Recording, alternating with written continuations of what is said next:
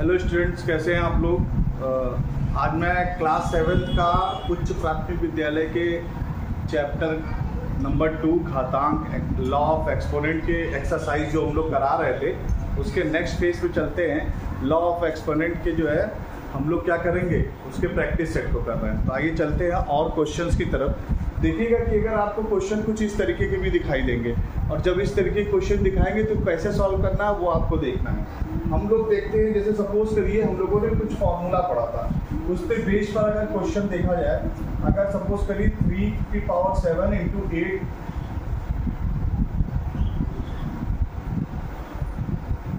ठीक है, 3⁸ है।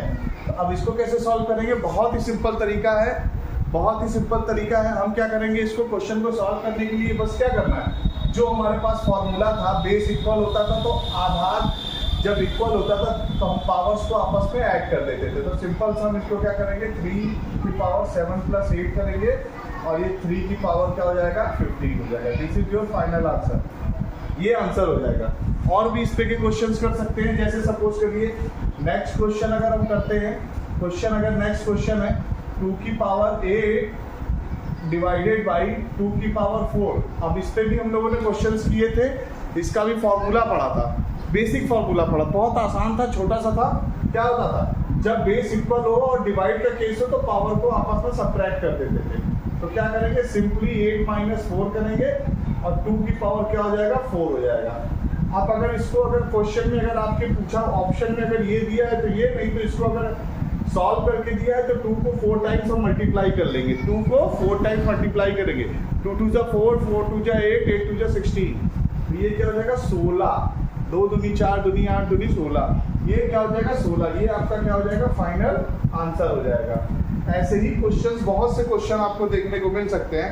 जैसे अगर हम लोग कहें फ्रैक्शन के फॉर्म में, अगर फ्रैक्शन के फॉर्म में 2/3 है, इसकी पावर 4 है, इंटू 2/3 इसकी पावर 2 है, डिवाइड बाई 2/3 इसकी पावर 3 है। तो अब इसको कैसे सॉल्व करेंगे, बस सिंपल सा, सबका बेस इक्वल है, इनके बीच में इंटू लगा हुआ है तो इन दोनों पावर्स को ऐड कर देंगे और यहाँ डिवाइड लगा हुआ है तो इसकी पावर को सबट्रैक्ट कर देंगे। तो क्वेश्चन का जो आंसर हो जाएगा 2⁵ 3 4 + 2 - 3। अब इसको सॉल्व करेंगे तो 2⁵ 3 4 2 6, 6 में से 3 गया 3। अब इसको पूरा अगर सॉल्व करना है तो 2 को 3 टाइम्स मल्टीप्लिकेशन करेंगे 8 और 3 को 3 टाइम्स करेंगे तो 27। ये क्या हो जाएगा, आपका आंसर हो जाएगा। तो ऐसे बहुत से एग्जाम में क्वेश्चंस आपको मिलते होंगे।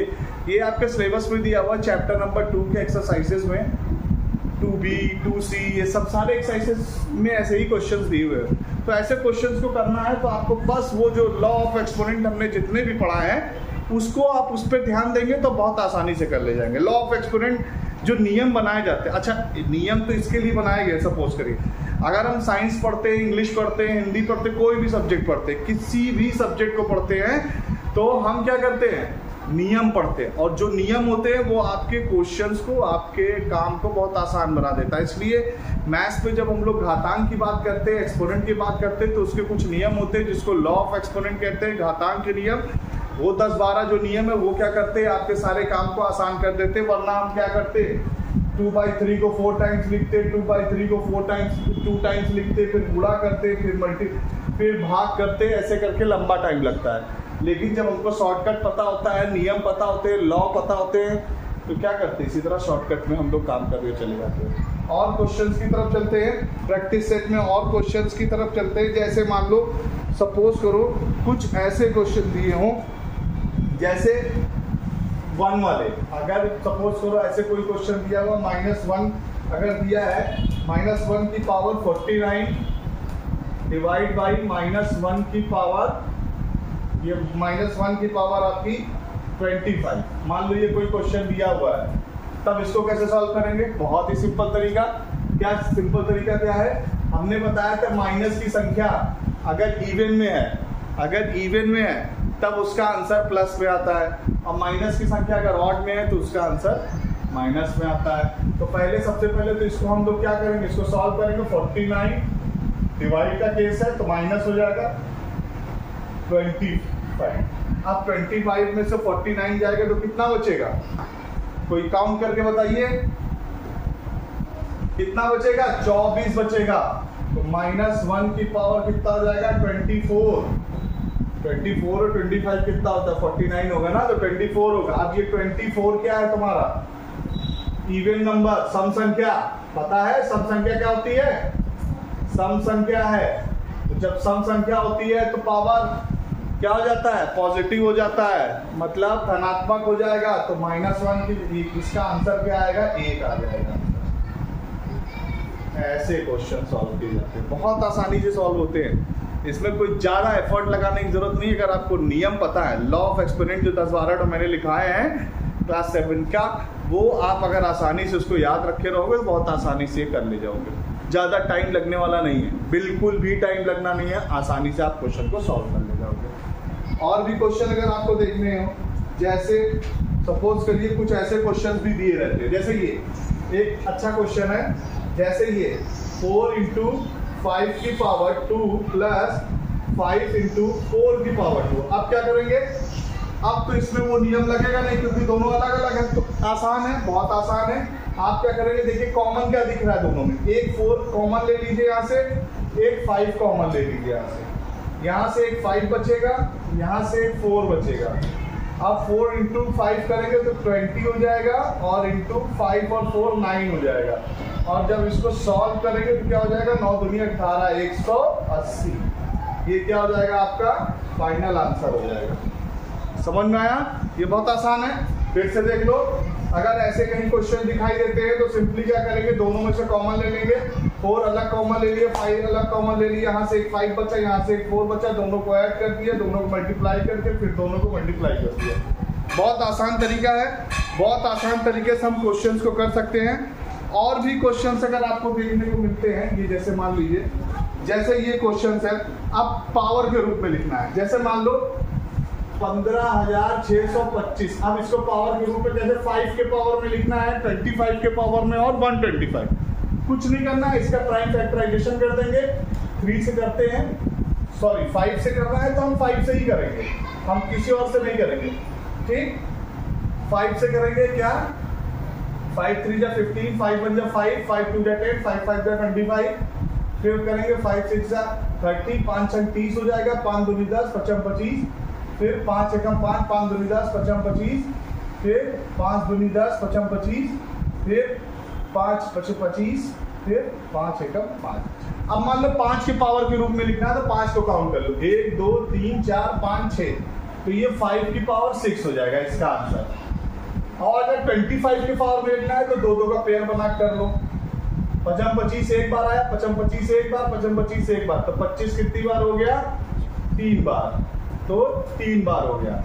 अब मान लो 125 करना, तो 125 कैसे आएगा? 5 55 25 5 125, एक बार हो गया। 5 55 25 5 125 कितनी बार हो गया? 2 बार। तो क्या करेंगे? सीधा सीधा 125 की पावर 2 लिखेंगे। तो मतलब एक ही क्वेश्चन में ये पूछा जाए कि अगर 5 के पावर पे लिखो, 25 के पावर में लिखो या 125 के पावर में। सिंपल है, आसानी से आप इसको कर सकते हो। 5 का पावर हो गया, 25 का हो गया, 125 का हो गया, ये क्वेश्चन हो गया, ये आसानी से हो गया। और चलते हैं क्वेश्चंस की तरफ। जैसे अब पॉइंट वाले क्वेश्चन अगर आ जाए, सपोज करो ये है, अगर ऐसा कोई क्वेश्चन दे दे कि भाई 0.0001 इसको पावर में लिखना है, किसके? 0.01 के पावर के रूप में लिखना है, यहाँ घात के रूप में लिखना है। तो कैसे लिखेंगे? तो भैया 0 पॉइंट में 2 अंक के बाद डेसिमल लगा है, तो यहाँ 2 अंक के बाद में ये 4 1 2 3 4 अंक के बाद लगा, तो इसका हाफ कर दो, तो 2 के बाद हुआ तो इसका 2 हो जाएगा। तो इसका फाइनल आंसर क्या हो जाएगा? 0.01 की पावर 2 हो जाएगा। बस सिंपल सा क्वेश्चन का आंसर। ये बहुत आसान है, ये करना बहुत आसान है। क्यों? क्योंकि हमें नियम पढ़े, और नियम पढ़े तो आसानी से हो जाएंगे, नियम पढ़े तो आसानी से हो जाएंगे। तो नियम पढ़ते रहेंगे तो आसानी से हो जाएंगे, इसी आसानी से कर ले जाएंगे। ठीक है। और अगर क्वेश्चन और करने हो क्वेश्चन, जैसे सपोज करो अगर ऐसा कोई क्वेश्चन दिया है 1000 बटे 13 31, इसको क्या कह रहा है? 10 बटे 11 के घात में इसको लिखना है, तो 10 बटे 11 का लिख लो। अब 1 2 3 है यहाँ पर, तो 10 की घात 3 हो जाएगा। और यहाँ 11 का 3 बार मल्टीप्लाई कर देंगे, कैसे? प्राइम फैक्टराइजेशन मेथड से। तो इसको जब करेंगे 10/11 की पावर 3 हो जाएगा। ये फाइनल आंसर हो जाएगा तुम्हारा, ये फाइनल आंसर हो जाएगा। इस तरीके के क्वेश्चंस को करने का ये तरीका होता है कि हम ये क्या करेंगे, इसको फाइनल आंसर रख देंगे। उसके बाद फिर क्या करेंगे, आगे के क्वेश्चंस को करना होगा तो क्या करेंगे, और भी क्वेश्चन है। अगर जैसे ये सपोज करो ये 5 क्वेश्चन नंबर मान लो है 1024 और ये लिखा है 10 ये। अब इसको करना है तब कैसे करेंगे, सिंपल सा क्वेश्चन है। तो इसको 10 और 24 को प्राइम फैक्टराइजेशन करो, 2 पंचे 10, 2 एकम 2, 2 दूनी 4, 2 दूनी 4, 2 पंचे 10, 2 छन 12। फिर करो 2 एकम 2, 2 दूनी 4, उसके बाद क्या हो जाएगा 2 अठे 16।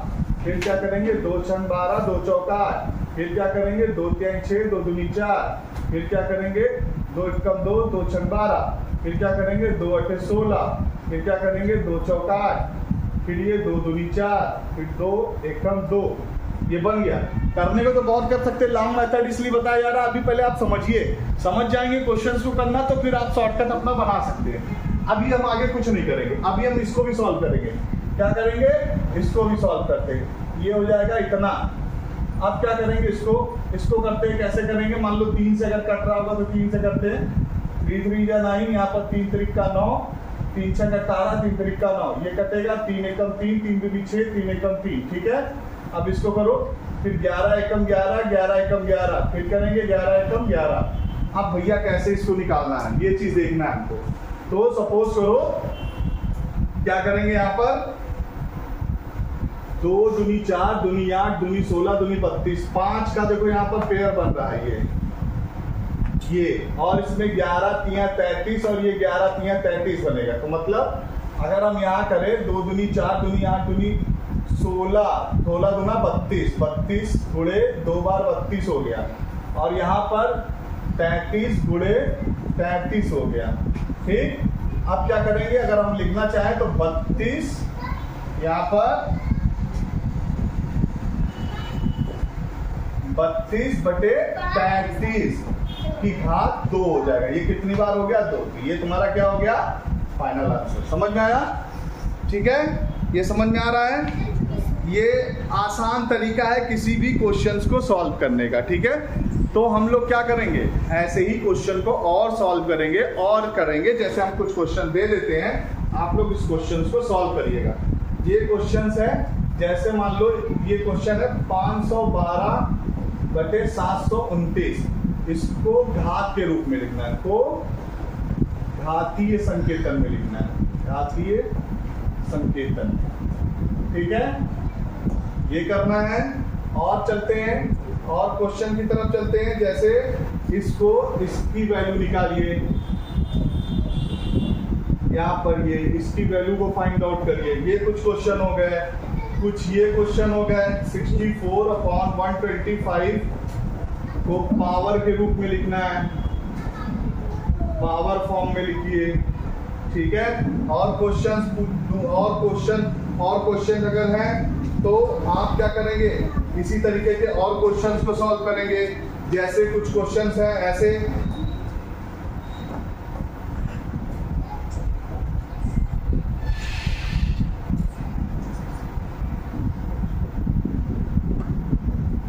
ये है, ऐसे करके क्वेश्चंस है कुछ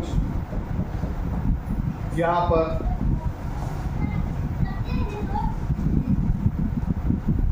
ठीक है,